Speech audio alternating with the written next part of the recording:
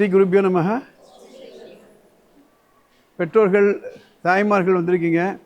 இன்றைக்கி ரங்கோலி காம்படிஷன். உங்களுடைய imagination, creativity முழுமையாக காமிங்க. இது ரங்கோலி காம்படிஷன். நம்ம ப்ரைஸ் வாங்க போகிறோமா, எந்த டீம் அதிகமாக பாயிண்ட்ஸ் வின் பண்ண போகிறாங்கன்றது முக்கியம் இல்லை. Spirit of participation. ஒரு பள்ளிக்கூடம் என்பது 3 பேர்களுடைய ஒத்துழைப்பு. பள்ளிக்கூடம், அதில் இருக்கக்கூடிய டீச்சர்கள், பேரண்ட்ஸ், ஸ்டூடெண்ட்ஸ். இன்றைக்கி இந்த ரங்கோலி போட்டுருக்கும்போது உங்கள் வீட்டில் இருக்கக்கூடிய ஒவ்வொரு குழந்தையும் நினச்சிட்டு இருப்பாங்க, அம்மா போயிருக்காங்க, இன்றைக்கி எங்கள் அம்மா ரங்கோலி பார்ட்டிசிபேட் பண்ணுறோம். என்னுடைய பள்ளிக்கூடத்தில் எங்கள் அம்மா ரங்கோலி போட போகிறாங்க. நீங்கள் எத்தனையோ இடத்துல போய் ரங்கோலி போடலாம். நாளைக்கு ஒரு லைன்ஸ் கிளப்பில், ரோட்ரி கிளப்லாம் ரங்கோலி காம்படிஷன் வரும். அது இதுக்கு நிகர் கிடையாது. அப்போது நீங்கள் இன்வால்வ் ஆகிற அளவுக்கு அவரும் இன்வால்வ் ஆகிற. இப்போ அந்த இடத்துல கிரிக்கெட் மேட்ச் நடந்துகிட்ருக்கு.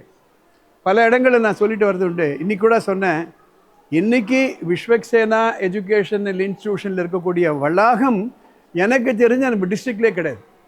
5 கிரவுண்டோடு இருக்குது. அவங்க கிரிக்கெட் ஆடிட்டுருக்காங்க. நீங்கள் ரங்கோலி போட போகிறீங்க. இந்த வருஷம் நல்ல வருஷமாக இருக்கணும். இந்த வருஷம் தொடர்ந்து அடுத்த 10 ஆண்டுகள், 100 ஆண்டுகள் தழைத்து இது வரணும்.